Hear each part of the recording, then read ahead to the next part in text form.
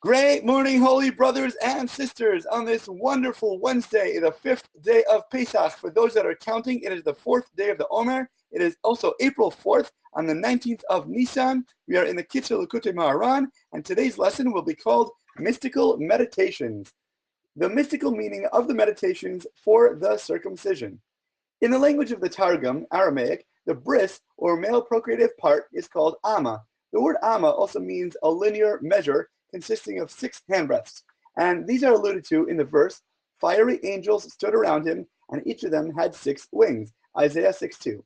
What Rebbe Nachman seems to be referring to here is that the bris corresponds to the sephira of Yesod, which is the 6th of the lower sephiros, and the sephira which all the other 5 lower sephiros are included. As explained previously, when a person rectifies his physical desire, all of his other attributes, which correspond to the other 5 lower sephiros, are rectified automatically. Therefore, the bris corresponds to a linear measurement of 6 handbreadths, because the 6 handbreadths correspond to the 6 days of creation.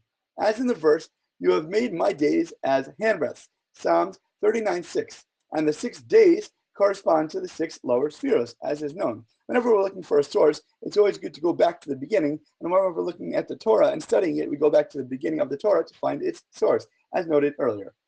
The true tzaddikim and leaders relate to their followers in a variety of ways. At times, a tzaddik, a righteous person, interacts quite intimately with people, while at other times, he covers and conceals himself from them, and he distances himself greatly from them. Not only does he distance himself from them so that they cannot draw close to him, but they also begin to experience questions and confusion about the tzaddik, until their mind grows convoluted and confused by the way that he relates to them.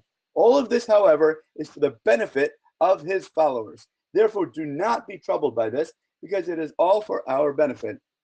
A great example that we can relate to is that when a parent wants to teach their child how to walk, initially that we're holding their hands and making sure that they're very well supported.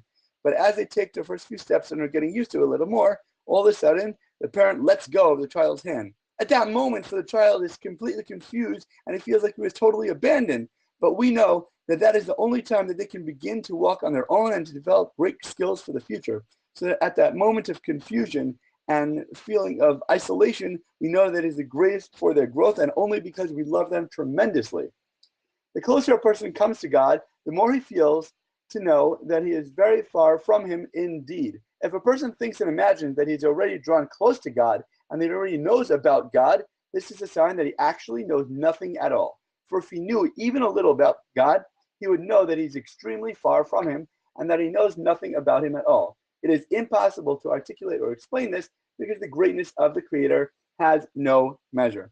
Thank you so much for learning together. And if you enjoyed this lesson, please remember to like, comment, share, and borrow. And please God, we'll learn again tomorrow.